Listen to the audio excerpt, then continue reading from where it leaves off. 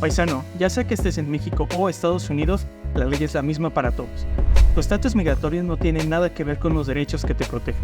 No permitas los abusos de autoridad. Los derechos también cruzan fronteras. Si eres víctima o testigo de alguna injusticia, denuncia. En Conexión Migrante estamos para orientarte.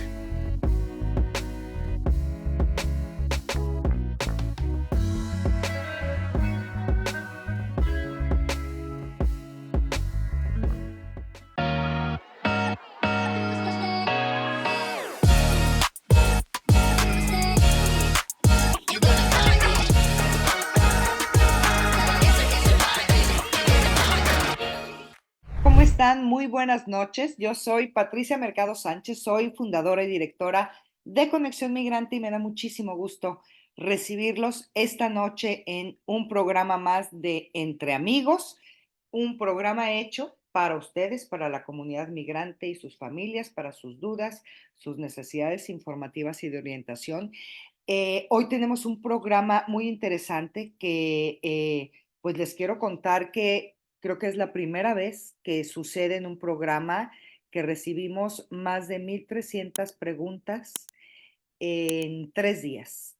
Hay una gran necesidad de información y por esa razón tenemos a un invitado que ya les presentaremos, pero por lo pronto quiero decirles que este espacio está hecho para ustedes y que así como participaron esta semana, nos encantaría que participaran en los siguientes programas y nos dijeran cuáles son los temas que más les preocupan y que más necesitan de orientación en la comunidad migrante y con mucho gusto los vamos a preparar. Como cada semana, les vamos a presentar el resumen informativo sobre temas que interesan a la comunidad. Adelante, Abel. Bueno, empezamos esta semana recordándote que estamos en la recta final para la temporada de taxes de este 2024. El día límite para presentar y pagar los impuestos es el 15 de abril, con excepción para las personas afectadas por los desastres naturales. Este jueves, Servicio de Impuestos Internos, el IRS, recordó que las personas afectadas por las tormentas e inundaciones en Maine y Rhode Island tendrán una extensión hasta el 15 de julio, perdón.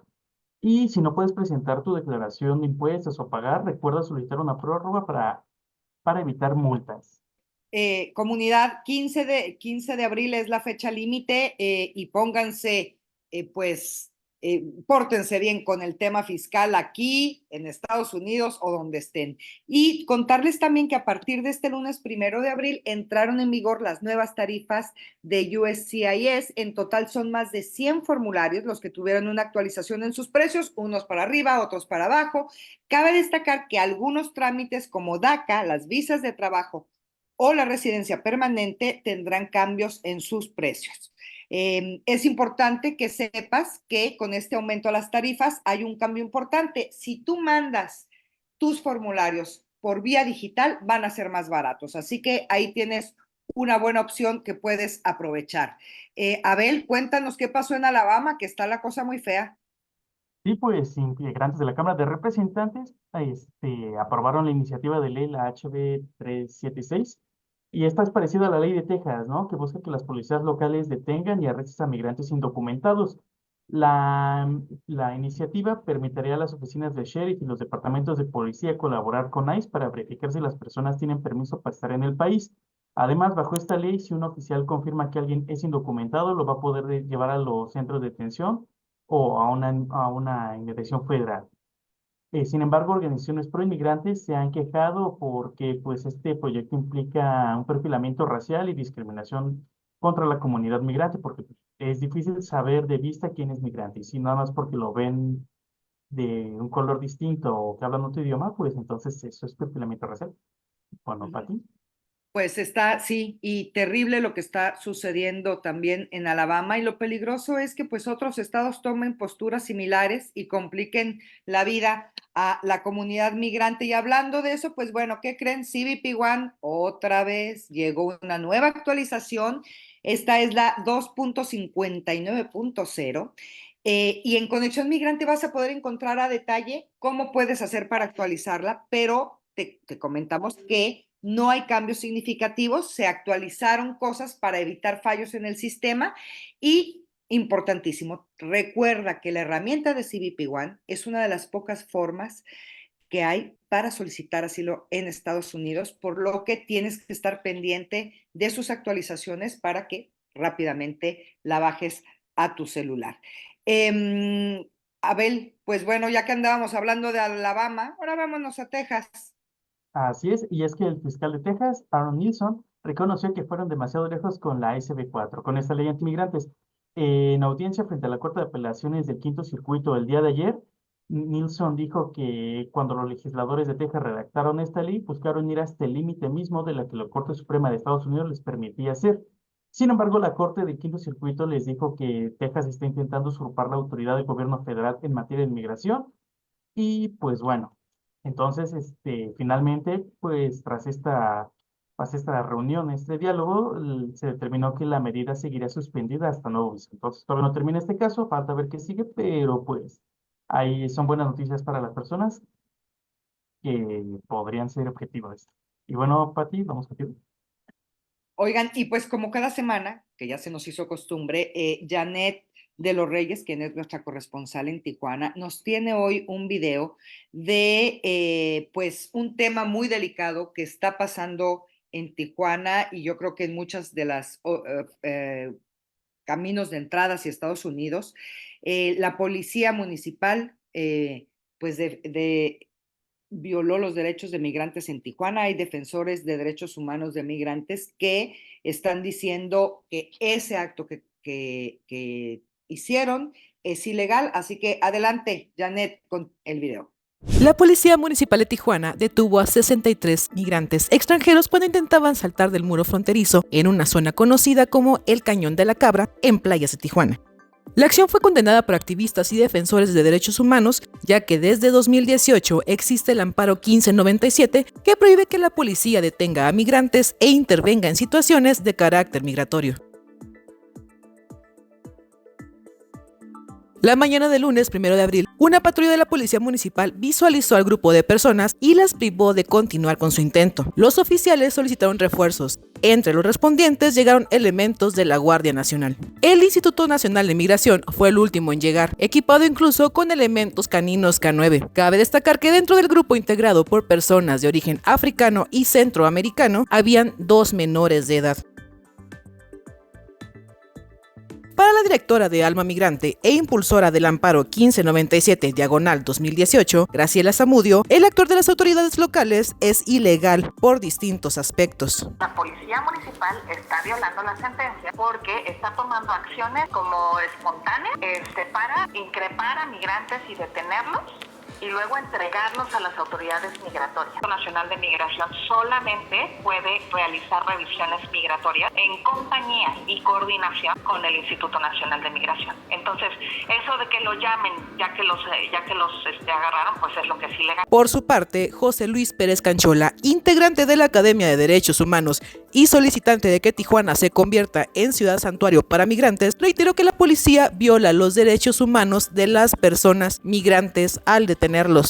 La policía municipal no tiene facultades para intervenir en zonas federales y menos en temas migratorios. En ese sentido me parece que hay un exceso de autoridades locales y no resuelve nada porque el día siguiente llegan otros 60, 70. Es decir, necesitamos poner los puntos sobre las IES y condenar la presencia de cualquier policía que no sea de migración, tratando de detener o ahuyentar migrantes que quieren cruzar la frontera. Hasta el momento, ninguna autoridad local ha emitido algún posicionamiento sobre lo ocurrido, ya que al contrario, siguen promoviendo la labor de contención conjunta que realizan a favor de Estados Unidos. Para Conexión Migrante, Janet de los Reyes. Pues ahí tienes, esta es una primera parte de las noticias que consideramos más importantes de la semana en materia migratoria. Vamos a ir a un corte y regresamos ahora sí con nuestro invitado.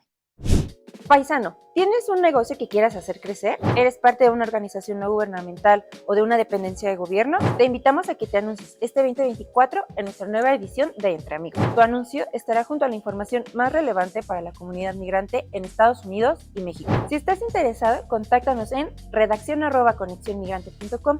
Seguro tenemos un plan especializado para ti. Amigo y amiga migrante, informarte es nuestra prioridad.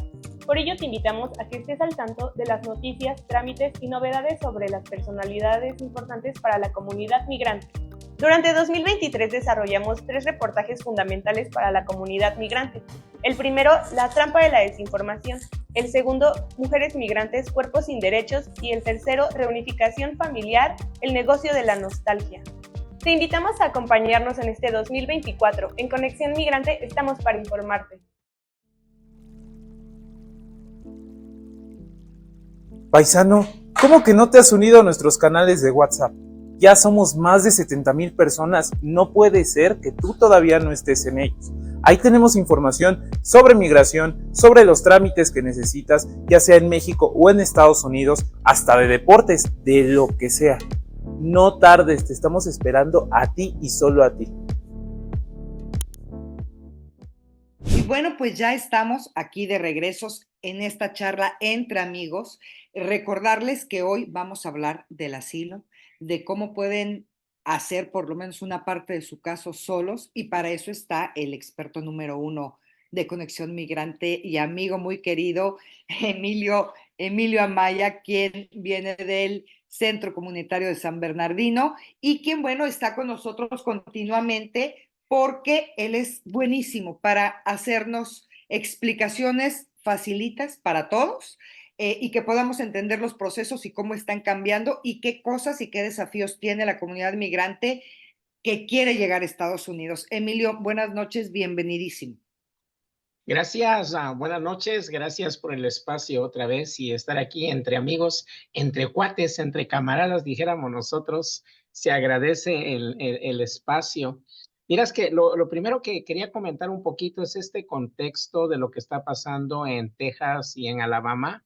Y esto me recuerda la situación que hace 30 años en California pasamos con la proposición 187. 30 años.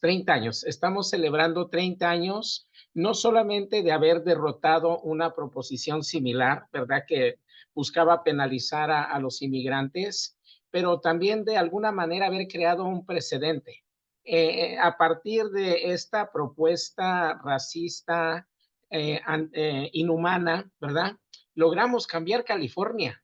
Cambiamos California. O sea, es algo bien importante, ¿no? O sea, ahorita California está a la vanguardia de los derechos de los inmigrantes y de la aceptación de personas que buscan refugio en este país, ¿no? Entonces, es importante ver eso porque nosotros como comunidad podemos sentar un precedente. Yo pienso que este mensaje que nos llega de Texas, que nos llega de Alabama, de Iowa, de otros estados que están tomando este tipo de medidas, es de que básicamente no les importamos. Y algo que es bien importante que nuestra gente entienda es que para participar en la vida cívica en este país no se requiere documentos, ¿ok? O sea, no tienes que ser ciudadano o residente permanente para poder participar en actividades de tipo cívico. Es una gran diferencia que pudiéramos decir que tenemos en este país, donde las protecciones de la primera enmienda, que son el derecho constitucional a la libertad de asamblea, de expresión, es algo que nos protege a todos. Entonces, estamos ante una oportunidad de cambiar las cosas para nuestro bien. Pero para esto es importante que aquellos hermanos, familias que me escuchan, ¿verdad? Que viven en lugares donde hay este tipo de actitudes, se involucren, ¿verdad? Hay millones de personas en este país que no tienen documentos, pero que sin embargo tienen hijos mayores de 18 años que ya pueden votar, que son ciudadanos, que tienen esa, ¿verdad? Estos hijos, estos familiares que tenemos son nuestra voz. Entonces, ojalá tomemos de precedente lo que nos pasó hace 30 años y ojalá en 20 años, en 10 años, la situación en estos lugares como Texas, como Alabama, como Iowa, sean completamente diferentes. Sabemos que en el fondo se trata de un vil asunto político. Sabemos que estas propuestas son anticonstitucionales y no van a ser implementadas, pero sí crean todo este ambiente de criminalización de nuestra gente que conlleva a que se viva esta situación de intolerancia, ¿no? Entonces yo quería empezar con ese mensaje para nuestra gente. Queremos hacer el cambio, tenemos que involucrarnos, tenemos que participar y una buena manera es informándonos. Yo los invito a que le digan a sus familiares que se suscriban a Conexión Migrante, que se suscriban a los espacios donde podemos aprender, porque es la única manera en que vamos a lograr cambios en este país que beneficien a nuestra comunidad inmigrante. Fíjate, Emilio, qué importante lo que acabas de decir, porque es cierto que, bueno, son iniciativas terribles, racistas, pero eso también pone en el centro la discusión del tema migrante. Y esa discusión puede llevar a cosas interesantes, importantes y buenas. Como dice Emilio, si ustedes se involucran. Me parece buenísimo tu comentario, Emilio. Y yo te iba a pedir que empezáramos a hablar del tema del asilo, pero ya no te lo voy a pedir porque tenemos un montón de preguntas. Entonces, Selene, aviéntate con las preguntas y ahí empezamos la conversación. Gracias, Emilio. Gracias. Primero quiero saludar a Johnny del Águila, Gali Mimis y José Olvera, que nos mandaron saludos muy al inicio del programa. Ellos nos estuvieron escribiendo a lo largo de la semana y les dijimos que se conectaran para contestar sus dudas. En WhatsApp nos escribió Adriana y su pregunta sobre asilo es si ella puede aplicar para asilo por ser mamá soltera. Normalmente, en términos de lo que establece la ley de inmigración, el estado civil de la persona es irrelevante. En otras palabras, soltera, casada, juntada, dejada, abandonada, lo que sea, el estado civil no es relevante. En ciertos casos pudiera ser ventajoso, cuando menos en términos económicos, porque, por ejemplo, si es una familia, muchas veces los costos legales son más porque son más personas, pero no, el hecho de que su estado civil es irrelevante para propósitos de protección bajo la ley de asilo. Muchas gracias. También Yolanda, de hecho, nos escribió tanto en Facebook, en los comentarios, como en WhatsApp, nos hizo la pregunta de si su expareja la amenazó de muerte, puede pedir asilo con su hija, ya que las autoridades ya cerraron el caso de ellas. Siempre varía y depende de los casos específicos, pero en términos generales, para ser elegible para protección bajo la ley de asilo, la ley requiere que la persona establezca que ha sido víctima de persecución o que pudiera ser víctima de persecución por cuestiones de raza, credo, membresía de grupo, opinión política o supuesta opinión política. En el caso que menciona la hermana, obviamente no es raza, no es credo, no es opinión política o supuesta opinión política. Normalmente caería bajo una cuestión de género que sería como protección bajo, como parte de un grupo que se puede considerar como homogéneo. En este caso, a mujeres víctimas de violencia doméstica. Ahora, el simple hecho de que la persona sea víctima de violencia doméstica no necesariamente le hace elegible para el asilo. Se tiene que poner en el contexto de busqué protección y no la pude obtener. En otras palabras, hice denuncias, no hicieron nada, hice denuncias, no hicieron nada, busqué la protección de mi gobierno y no me lo otorgó, ¿no? Entonces tiene que ser el contexto tendría que ser un poquito más amplio que el simple problema de pareja. Durante la administración del presidente Trump, hubo un par de directivas que básicamente causaban que los problemas que se tenía con particulares, en este caso con una pareja, un esposo, un miembro de una pandilla, un narcotraficante, no fuera suficiente para establecer elegibilidad bajo la ley de asilo. La administración del presidente Biden, ¿verdad?, cambió esta directiva, esta serie de medidas legales, y actualmente pudiéramos decir que los casos de violencia doméstica pueden ser considerados, ¿verdad? Otra vez, depende, es caso por caso, pero el contexto se tendría que ser un poquito más amplio. La recomendación que normalmente nosotros le hacemos a personas que están en esta situación es denuncie, denuncie, denuncie y documente.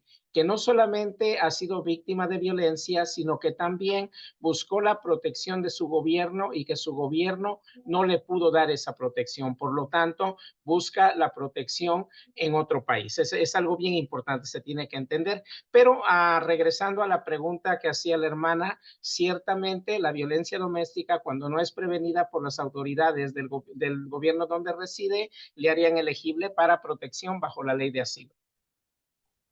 Gracias. Elvira Morales en WhatsApp, Arca IR y Rayo Recendis tienen como la misma pregunta y es de cómo es el trámite para el asilo. Están interesados y quieren saber cómo es el trámite o el paso a paso, por decirlo así. Claro, de hecho por ahí tenemos un material, no sé si lo gustan compartir y si no, podemos explicar aquí en forma oral. Pero básicamente va a depender mucho de dónde se encuentra la persona. La primera cuestión que es importante es entender que la solicitud de asilo solamente se puede hacer cuando la persona ya se encuentra físicamente presente en los Estados Unidos. Eso es bien importante. Cuando una persona se encuentra fuera del país, normalmente para poder accesar el beneficio del asilo, la persona primero, ¿verdad? Normalmente tiene que ir a través del proceso de una entrevista de miedo creíble. De hecho, lo que hace la aplicación CBP ONE o CBP One, que es la que se utiliza, es permitir que las personas puedan llegar a la frontera de una forma regular, ordenada, legal y puedan tener esta entrevista de miedo creíble, la cual, por cierto, no siempre se las hacen. El trámite de asilo se puede hacer de dos diferentes formas. Se puede hacer de forma afirmativa o de forma defensiva. El proceso de, si quiere pasar a la siguiente, compañero, ahí la guía para solicitar asilo era nuestra presentación. Quiere pasar a la siguiente. Bueno, seguimos platicando en lo que se... Ok. Ahí hablo un poquito de lo que es lo que es el asilo, ¿verdad? Que es básicamente protección para personas que tienen miedo de volver a sus países de origen porque su gobierno les puede perjudicar y básicamente se puede solicitar asilo, detención de la expulsión o protección bajo la Convención en contra de la tortura. El trámite de asilo, como decía, se puede hacer de dos diferentes maneras. Se puede hacer de forma afirmativa o de forma defensiva. El proceso afirmativo es cuando la persona se encuentra ya en los Estados Unidos, ¿verdad? Ya sea con documentos o sin documentos, o sea, no importa cómo haya ingresado, y el trámite de asilo lo presenta ante la Oficina de Inmigración. El proceso es relativamente sencillo, se completa el formulario 1589 que se presenta junto con la documentación que demuestre pues que la persona tiene razón para no regresar o temer regresar a su país de origen. La otra manera en que se puede hacer el trámite es de forma defensiva. De forma defensiva es cuando la persona ha sido detenida y se encuentra en el proceso de deportación o expulsión del país. Este trámite que se tiene que hacer ante los tribunales federales de inmigración, se hace presentando también el formulario 1589. Es decir, la documentación que se utiliza es la misma. El proceso varía dependiendo de la forma en la que la persona haya ingresado a los Estados Unidos. Ahora, algo importante, una vez que la persona ingresa a los Estados Unidos, la persona tiene un año para solicitar el beneficio del asilo. Si la persona no hace el trámite dentro del año, la persona va a tener problemas adicionales porque tiene que demostrar que tuvo una razón de causa de fuerza mayor que impidió que la persona hiciera el trámite dentro del tiempo permitido, ¿verdad? Ahí se habla de lo que se tiene que presentar para hacer el trámite de asilo, ¿verdad? Para solicitar el trámite de asilo se completa el formulario 1589, el cual está disponible en la página electrónica de la Oficina de Inmigración. Normalmente se tiene que documentar la nacionalidad y el estado civil, el cual se hace con la presentación del acta, certificado, partida de nacimiento, matrimonio, como le llamen. Normalmente la persona tiene que hacer una declaración detallada explicando la razón por la cual tiene miedo de regresar a su país de origen.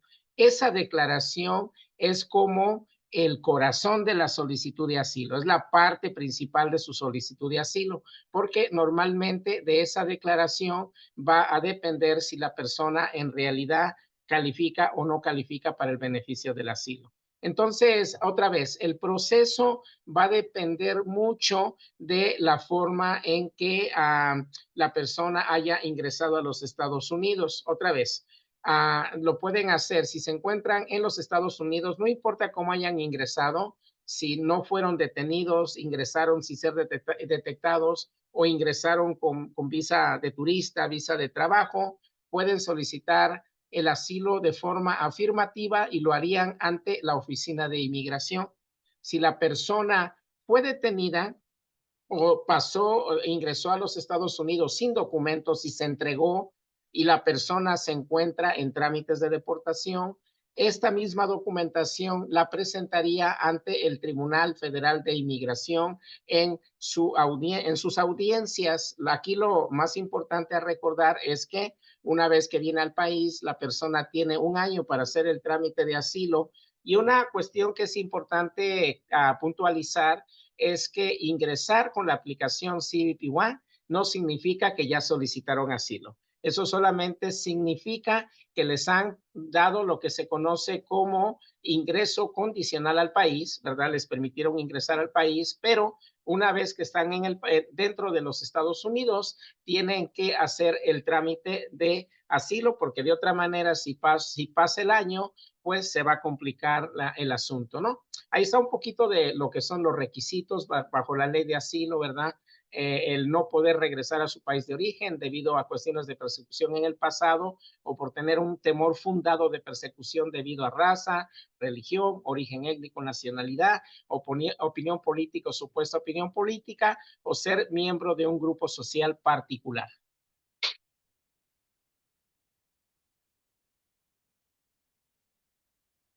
Gracias, Emilio. Bueno, sí, ya hay gente que como que le están dando más preguntas. De hecho, Ali Gerlo nos dice que si este documento se descarga, se imprime y se llena, o se hace en línea, o qué pasa. Va a depender, de hecho, la solicitud de asilo se puede hacer en línea, el formulario 1589. Pero normalmente, como se tiene que documentar bien, lo ideal sería descargarlo, o sea, bajarlo de la página.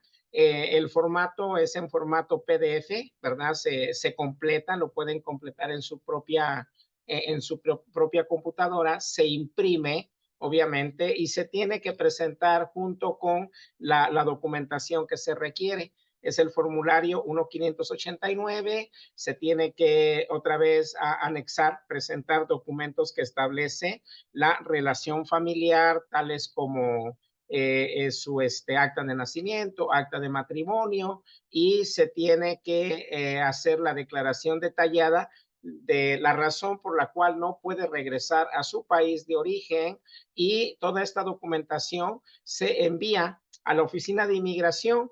Va a depender un poquito de dónde reside, como ven que están mirando en pantalla, la mayoría de las solicitudes se envían a un apartado postal que está en la ciudad de Chicago, pero si están en trámites de deportación y tienen audiencias, el procedimiento es diferente, ¿no? Pero sí, contestando la pregunta, el formulario se puede descargar, se puede completar y se presenta por correo o en persona, dependiendo de las circunstancias, con la documentación que prueba que cumple con los requisitos. Gracias. También por ahí, bueno, Ali nos está comentando que su caso también es sobre violencia doméstica y... ¿Parece que no está funcionando el micrófono de Selene o soy yo el que no escucha? Eres tú, Emilio, se me hace porque... Ok, soy yo entonces, permítame tantito, ¿eh? ¿por qué no aprovechamos para ir a un corte y regresamos con más preguntas que las personas nos están enviando? Gracias, ya soy otra vez. No sé, tuve problemas técnicos de mi lado. Vámonos con un corte, Paco. Paisano, paisano, ¿tienes algún negocio que quieras hacer en la región Tijuana, San Diego o en alguna otra ciudad fronteriza? ¿Perteneces a alguna organización no gubernamental y quieres dar a conocer tu proyecto? Tu momento ha llegado. Te invitamos a anunciarte en Entre Amigos. Tenemos un espacio para que tu publicidad sea vista por la comunidad migrante que nos ve tanto en Estados Unidos como México. No esperes más y comunícate con nosotros al correo redaccion@conexionmigrante.com. Te aseguro que contamos con un plan especial para ti. Amiga y amigo migrante, recuerda que el Estado mexicano está obligado a garantizar el ejercicio de tus derechos y obligaciones como persona extranjera, sin importar tu situación migratoria. Siempre haz valer tus derechos.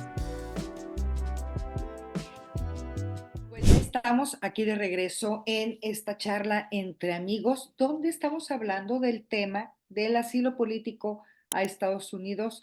¿Qué pasos, qué procesos, qué documentos, qué argumentos se tienen que tener? Tenemos como invitado a Emilio Amaya del San Bernardino Community Service Center, o el Centro Comunitario de San Bernardino en español. Emilio, pues sigamos, Elene, con las preguntas porque la necesidad de la gente de información es mucha y ellos son prioridad. Sí, vamos a retomar una de las preguntas que traíamos de la semana que nos hicieron y la hizo justamente en el en vivo María Pantoja y nos pregunta que si le pueden dar asilo a una persona que ya fue deportada. Uno de los requisitos para ser elegible para asilo es que la persona precisamente no haya sido deportada anteriormente.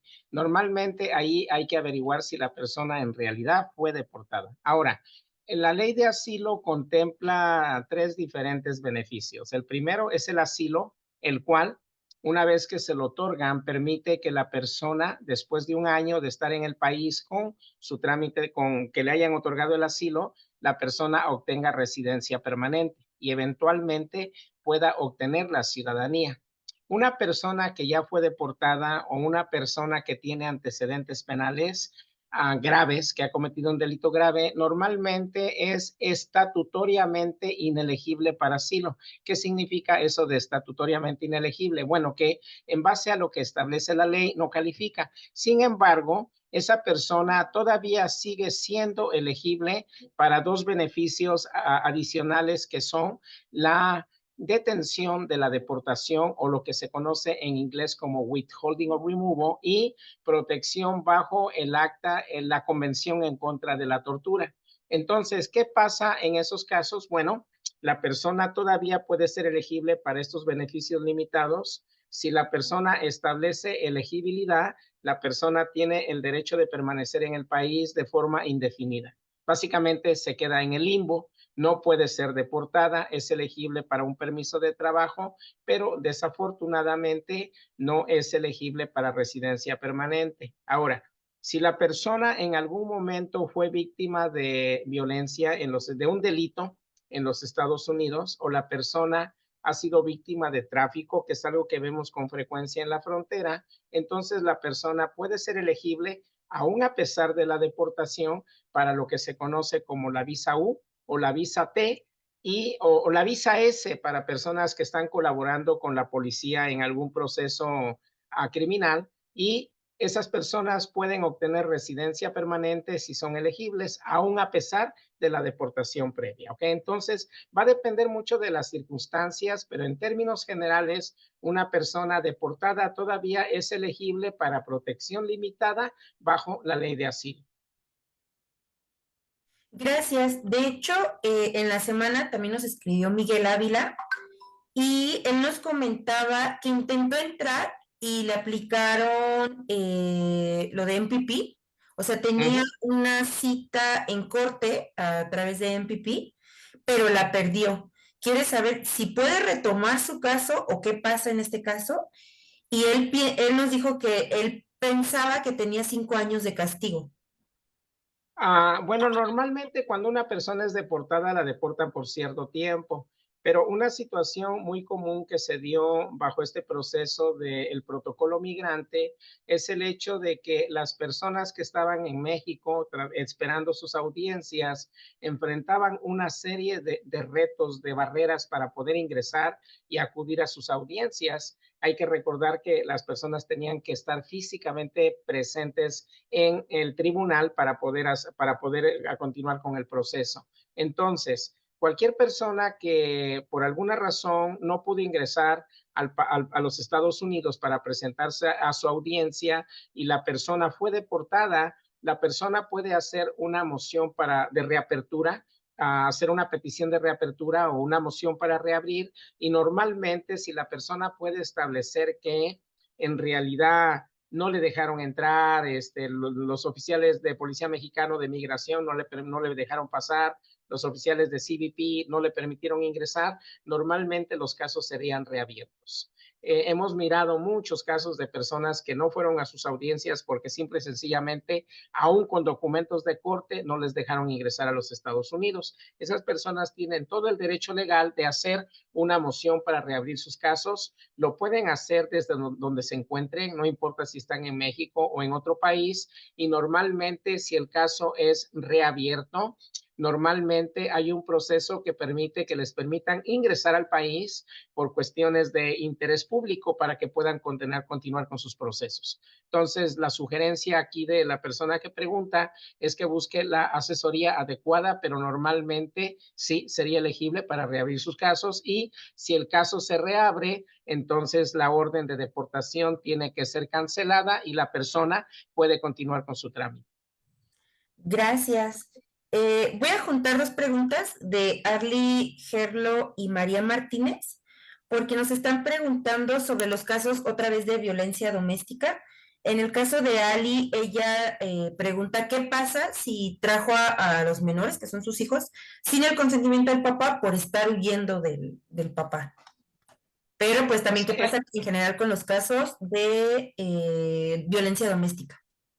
Sí, bueno, otra vez regresando a lo que mencionábamos anteriormente, una persona que es víctima de violencia intrafamiliar, violencia doméstica, y ha buscado la protección de las autoridades de su país de origen y no la puede obtener o no se la dan, pues obviamente la persona tiene el derecho a solicitar la protección de la ley de asilo en otro país, ¿no? Entonces, si se puede documentar bien, normalmente, pues sí, pudiera tener un buen caso, ¿no? Ahora, en relación a la cuestión de la tutela, normalmente la tutela no es algo relevante en el proceso de asilo. De hecho, es común que las personas que son víctimas de violencia pues tengan que huir con los niños, porque no solamente se trata de protegerse ellas o ellos, sino también proteger a sus niños. Y es común que muchas veces en ese patrón de violencia doméstica, la persona agresora, pues obviamente no va a estar dispuesta a firmar documentos para que los niños obtengan pasaporte y viajen de forma legal o cuenten con autorización de viaje, ¿no? Entonces, en el proceso migratorio, normalmente en el contexto de la ley de asilo, la cuestión de la tutela legal normalmente no es un problema, obviamente siempre y cuando se pueda fundamentar. Ya en los Estados Unidos, las personas pueden acudir a los tribunales de ley familiar estatal y tratar de obtener una orden de tutela o de custodia, como le llamamos acá. Un beneficio adicional para menores en esa situación que se encuentran en los Estados Unidos es que también, aparte de protección bajo la ley de asilo, también pudieran ser elegibles para el estado de inmigrante juvenil especial, o lo que se conoce como la visa juvenil,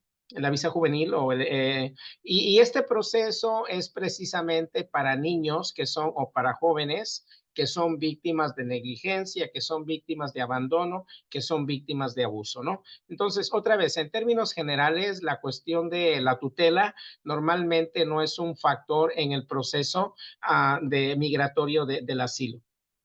Oye, los voy a interrumpir un segundo porque me llama mucho la atención la cantidad de personas que nos escriben sobre si es posible pedir asilo por el tema de violencia doméstica.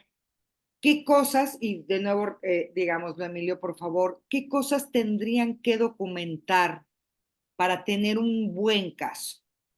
Sí, normalmente uno documentar bien lo que pasa, o sea, es obvio que personas en esta situación están viviendo en una situación bien traumática, ¿no? Entonces, normalmente la recomendación es documentar todos los incidentes que se dan, porque cuando la persona presenta la solicitud de asilo, la persona tiene que explicar en detalles y lo que ha pasado y se tiene que establecer que ha habido un patrón de conducta. En otras palabras, que no es algo que sucedió una sola vez. Normalmente es un círculo vicioso donde se da el abuso, se da la reconciliación, se da el abuso, la reconciliación. Es importante que la persona documente bien todos los incidentes de violencia en detalles, cuándo, cómo, dónde, con quién, en qué parte, de qué forma, etcétera, etcétera. También es importante recurrir a los informes de policía, las denuncias. Si la persona hizo una denuncia, es importante, gracias por la información, ahí está, las denuncias. Es bien importante que las personas denuncien. Ahora, es común que muchas veces las personas digan, bueno, ¿para qué denuncio si no van a hacer nada? ¿Para qué denuncio si al rato lo van a dejar salir, no? Ciertamente hay muchos casos de impunidad, pero hacer denuncias es una buena manera de establecer que existe el miedo de persecución. Ahora, hay muchas personas que no denuncian por miedo a lo que les pueda pasar, ¿no? O sea, si denuncio me va a matar. Puede ser, pero hay que tratar y si no puede, entonces hay que documentar por qué denunció o por qué no denunció y por qué no lo hizo. Si la persona fue afectada, si recibió daño corporal, ¿verdad? Debido al abuso, los historiales médicos, los documentos de tratamiento médico, los documentos del hospital, los documentos de clínica, es algo que también le ayuda a establecer que fue víctima de esa persecución. También se pudiera utilizar las evaluaciones psicológicas, los documentos que prueba que la persona buscó consejería, que buscó apoyo, el cual puede ser de profesionistas, pero también puede ser, por ejemplo, del párroco de la parroquia donde vive, del pastor de la iglesia a la cual va. Todas estas personas en su momento le van a poder dar una carta, le pueden dar una carta de testimonio en la cual quien se la da puede explicar que sabía, le constaba que había sido víctima de violencia y que pues obviamente buscó su apoyo. Si alguien falleció, pues el certificado de defunción de la persona que falleció y las fotografías también ayudan. Obviamente cuando uno pasa por esta situación de trauma, pues es difícil estar pensando en tomarse fotografías, ¿no? Pero es algo, hay que recordar que hay veces los golpes, pues los moretones, pues a los 2, 3 días ya no están ahí, ¿no? Entonces, pues sí, si puede, tome fotografías de cualquier daño que haya recibido, porque eso también le va a poder ayudar a establecer que es elegible para asilo, utilizando la situación de violencia doméstica y el hecho de que aún a pesar de los esfuerzos que hizo para buscar protección de las autoridades de su país de origen, no le fue proporcionado.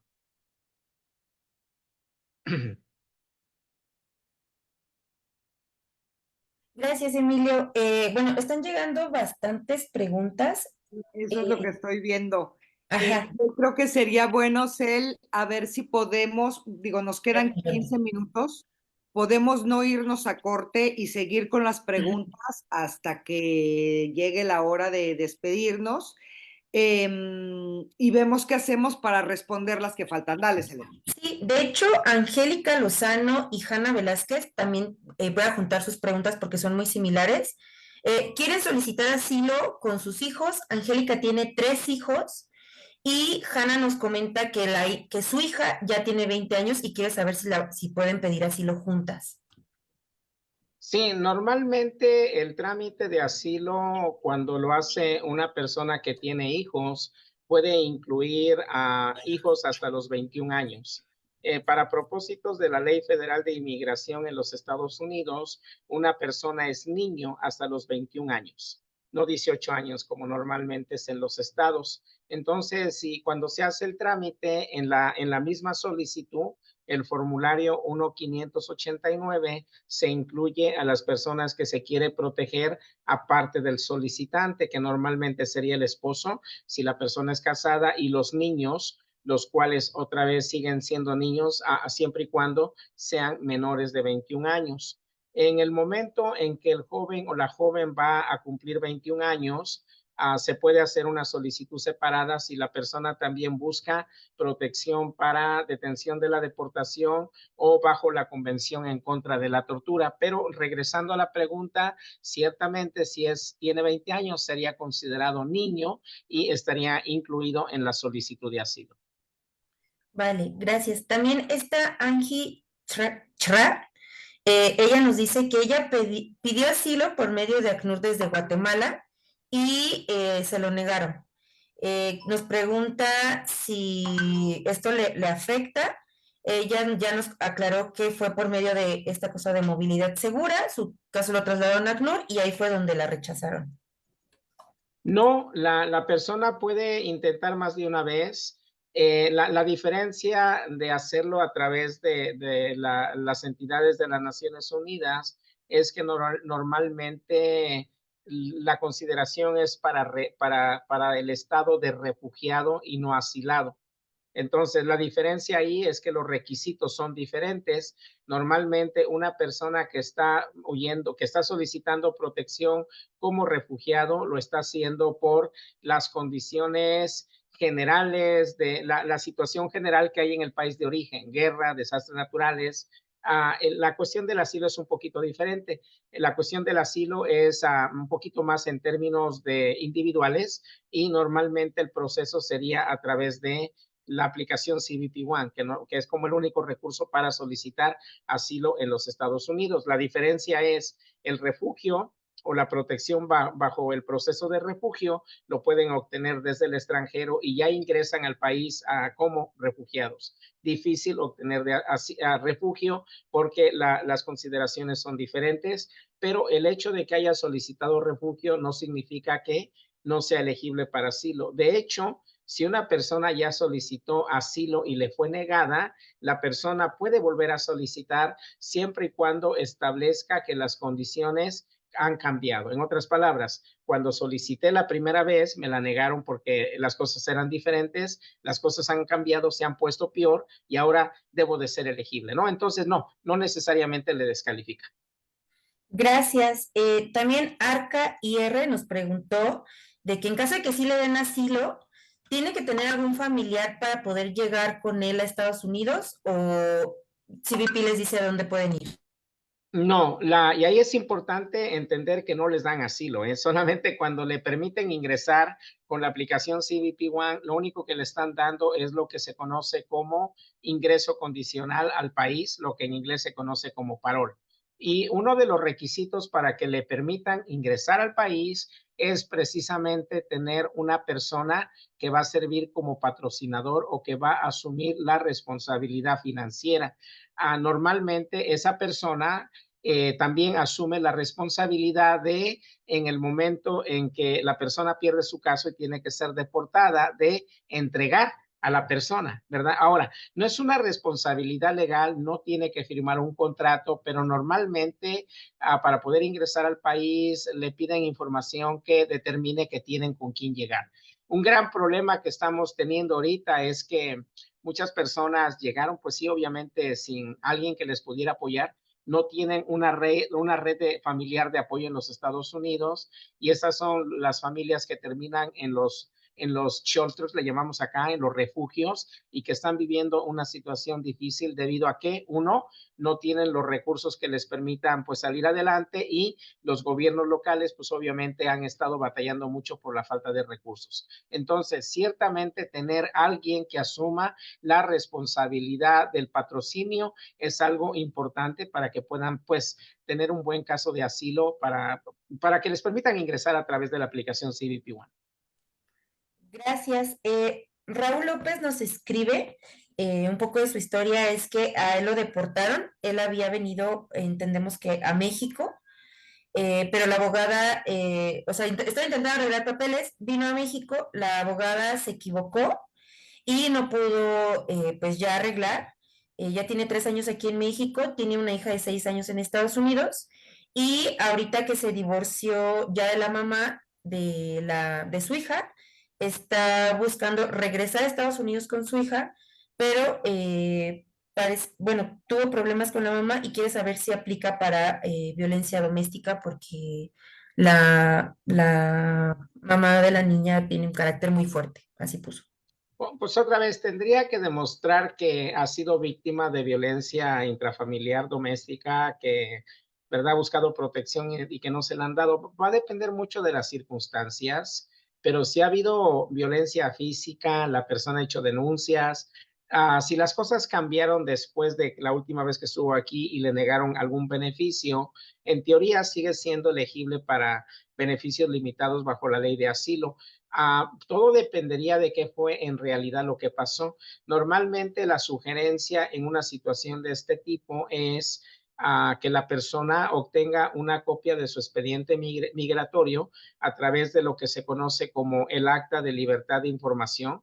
Aquí en inglés se conoce como un FOIA request. Y esto, de hecho, la persona lo puede hacer por su propia cuenta en línea en la página de la Oficina de Inmigración con un correo electrónico. La persona puede pedir una copia de su expediente. También, de la misma manera, puede pedir una copia del expediente que está en posesión del Tribunal Migratorio.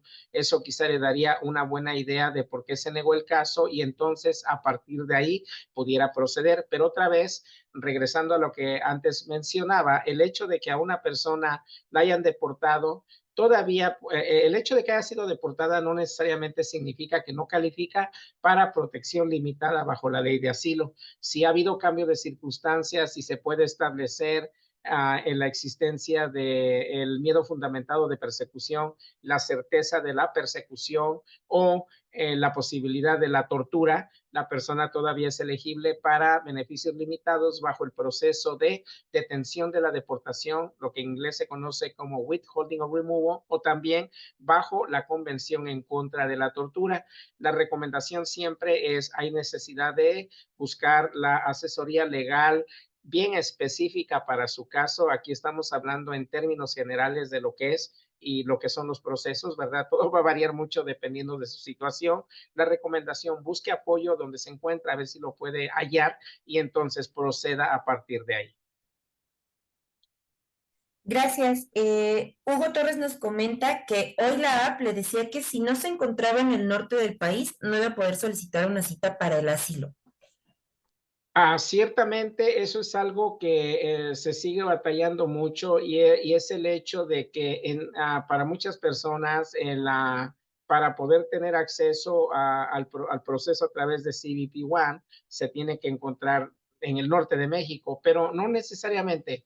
Yo pienso que depende mucho de cómo esté funcionando el sistema, ¿no? Pero les voy a ser sincero, yo aquí escucho las historias de las personas que ya llegan aquí y no tanto de las personas que están en México o en cualquier otra parte tratando de utilizar el sistema. No sé si Abel o Selene pudieran tener otra información.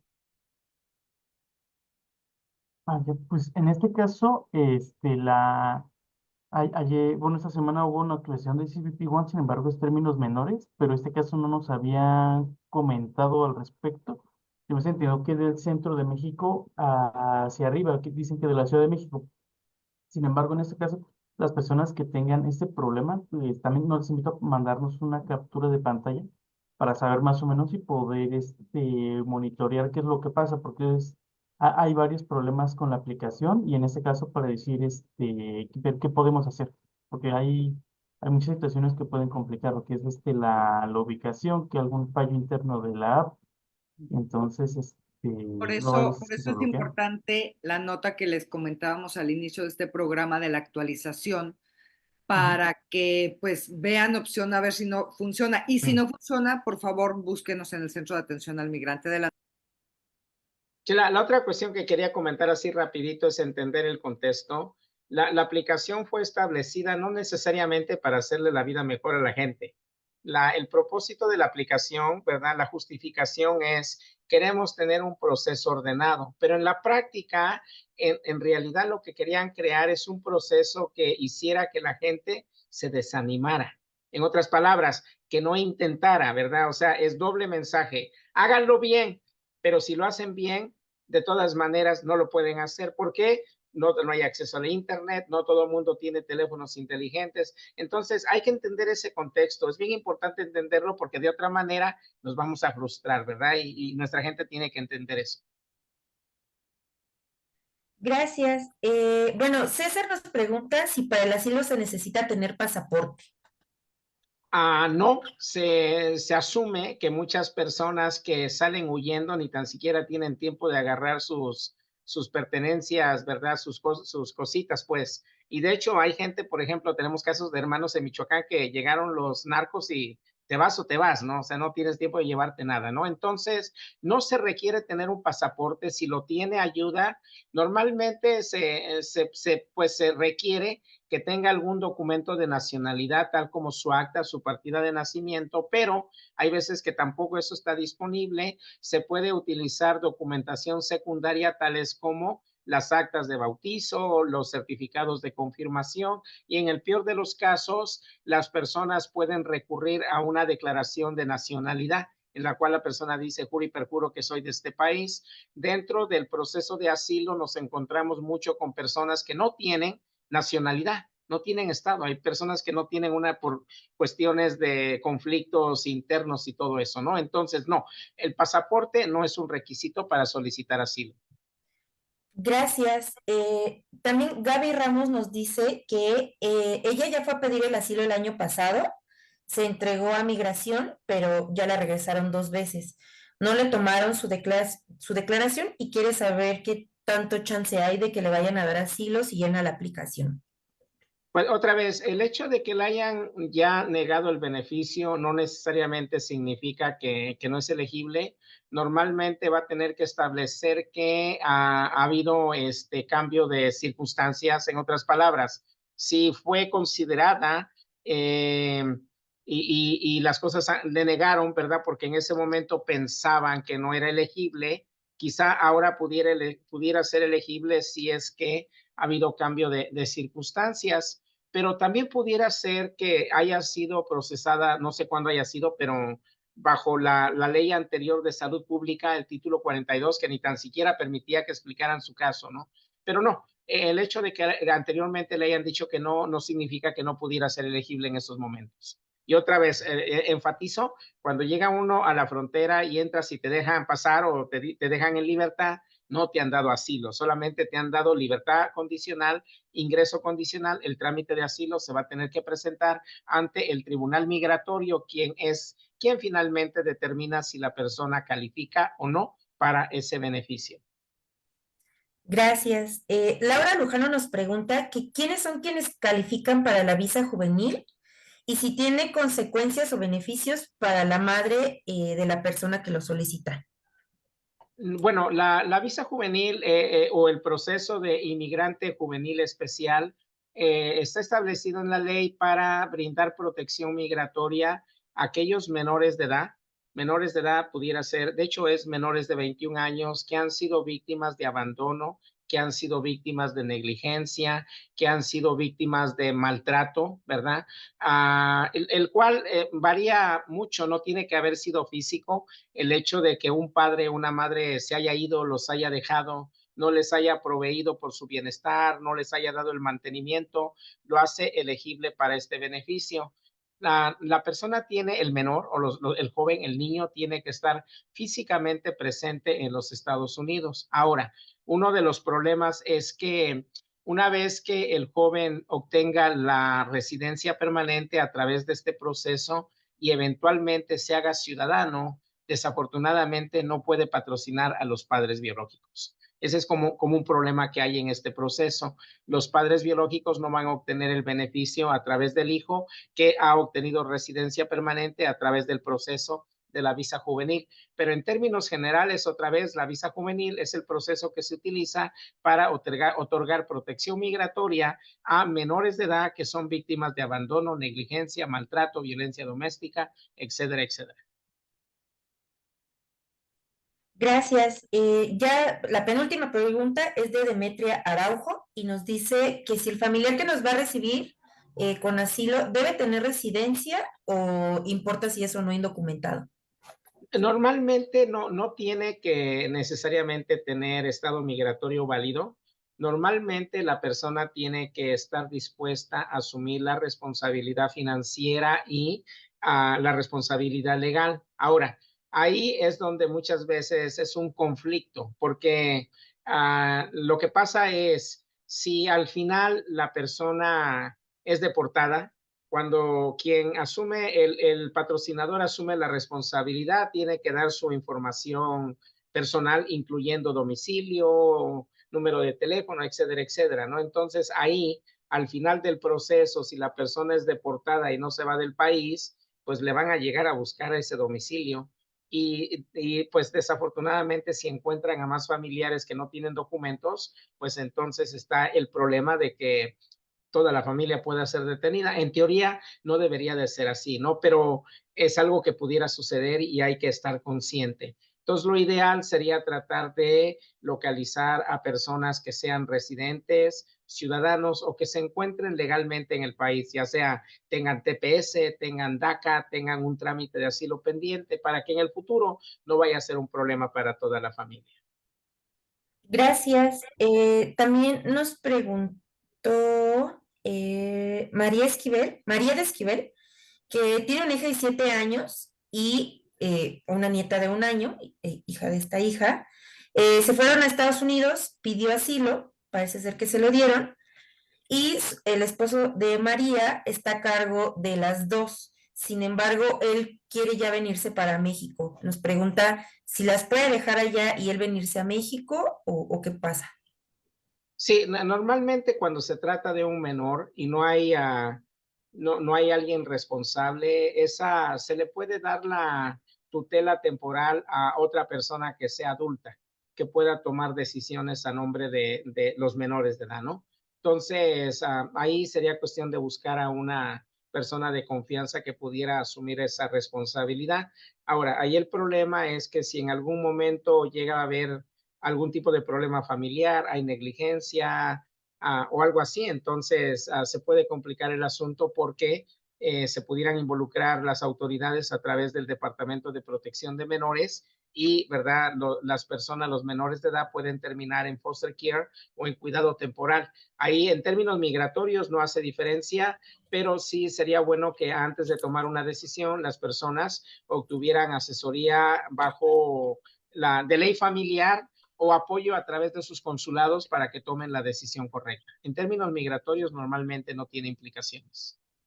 Gracias. Jeffrey Sabilón dice que tiene 5 años de estar en Estados Unidos. Es de Honduras. Llegó a Estados Unidos para pedir asilo, pero nunca le llegó nada de citas y ya le dijeron que pues perdió todo el proceso. Que si tenemos algún consejo para él.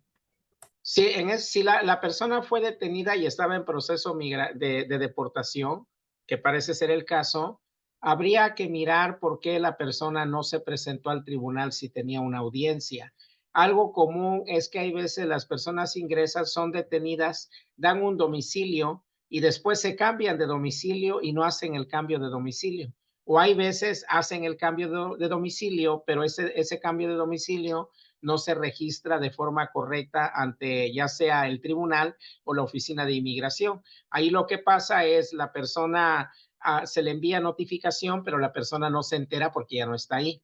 Entonces, la recomendación ahí sería, uno, pedir una copia del expediente migratorio o del tribunal a través del proceso de el acta de libertad de información o lo que se conoce como FOIA request, revisarlo y en teoría la persona tiene la opción de presentar un recurso de reapertura o lo que se conoce como un motion to reopen ante el tribunal migratorio para reabrir el caso y que tenga la posibilidad de poder completar el proceso, ¿no? Entonces, sí, pudiera tener opciones. La recomendación, busque la asesoría de alguna organización o de algún abogado que le pueda ayudar con el caso, pero el no haberse presentado, principalmente si hubo causa de fuerza mayor, normalmente no hay razón para que no pueda reabrir su caso y continuar con el proceso.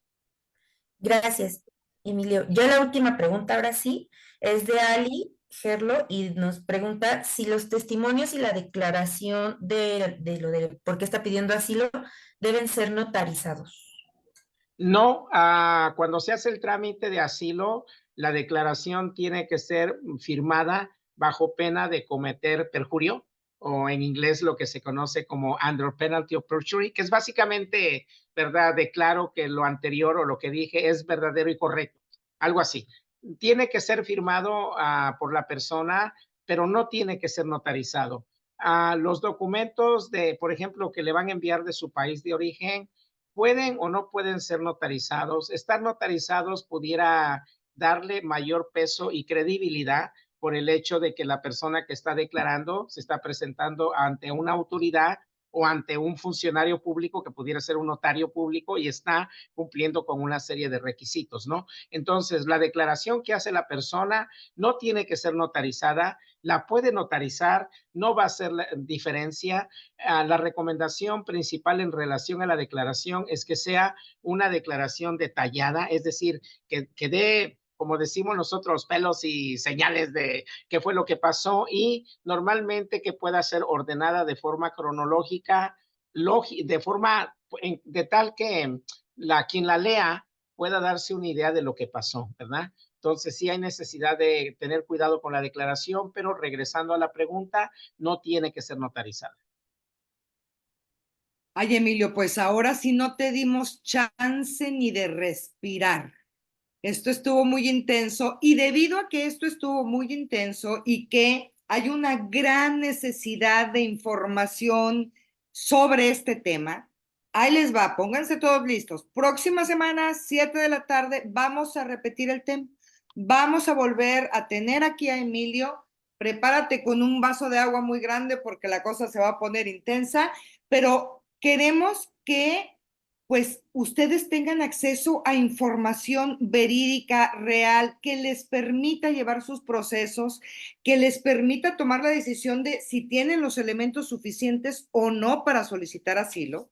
Entonces, próxima semana aquí nos vamos a ver. Haga de cuenta que le vamos a dar pausa a este asunto y nos vemos el siguiente jueves para que nos acompañen.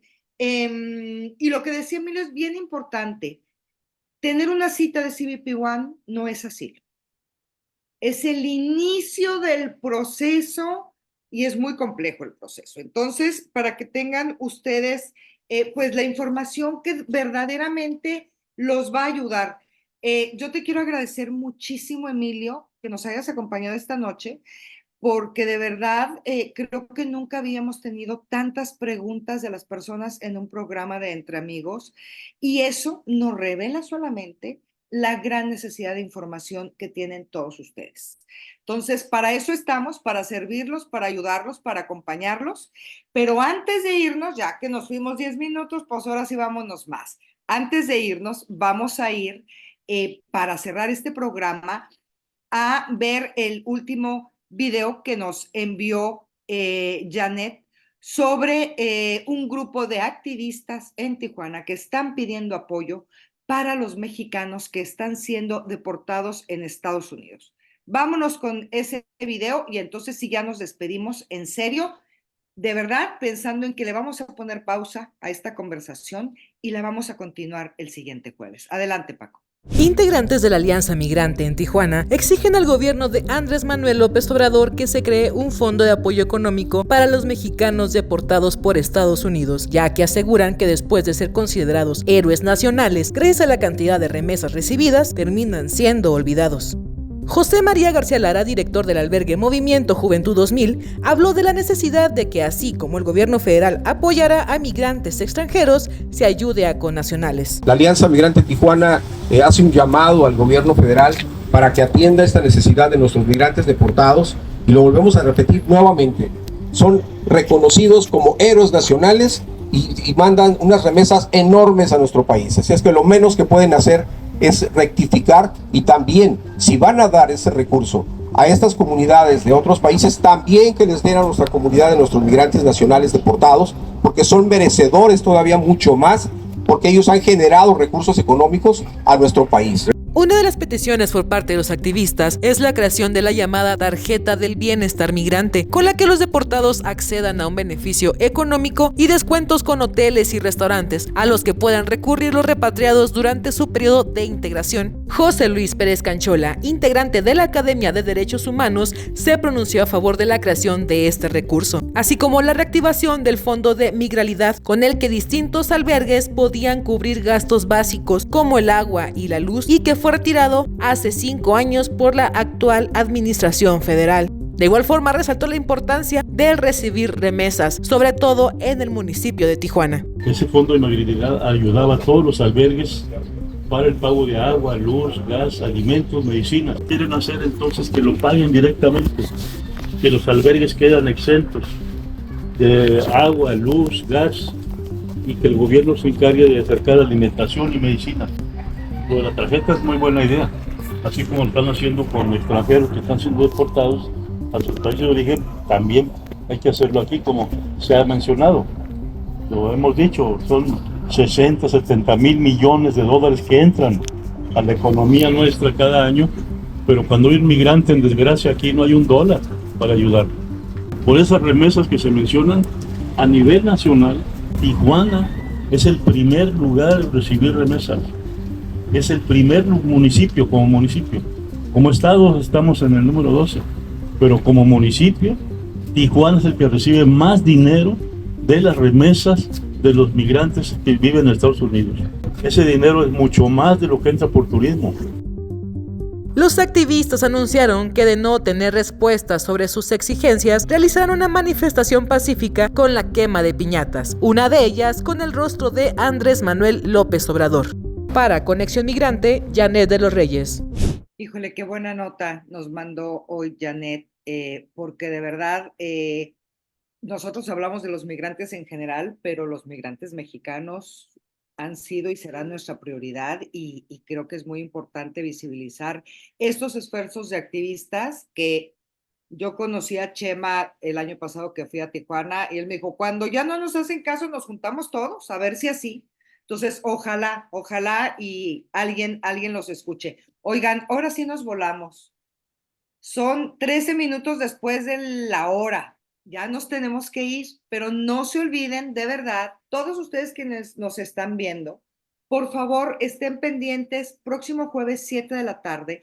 En el Inter, yo los invito a que visiten Conexión Migrante. Ahí van a encontrar muchísima información sobre el tema de asilo. Y si no, háblenle a Selene, denle lata, que no duerma, no importa, mientras que regresamos con Emilio próximo jueves 7 de la tarde. Gracias, Emilio, de veras por toda la información que nos compartiste hoy. Y gracias a todos ustedes por acompañarnos, por confiar en nosotros. Nos sentimos de verdad, pues es un sentimiento encontrado, porque nos sentimos contentos de que ustedes estén con nosotros y nos pregunten cosas, pero también nos preocupa que nos pregunten tanto porque eso significa que hay muy poca información clara que les permita a ustedes seguir este proceso paso a paso. Muchísimas gracias, buenas noches, nos vemos la próxima semana con este mismo tema de asilo en Estados Unidos. Emilio va a estar con nosotros y pues que tengan un maravilloso fin de semana. Gracias, Emilio, Abel, Selene, Paco, Toño, que llegó tarde y ya no le tocó nada porque esto fue la locura de preguntas. Muchísimas gracias. Buenas noches.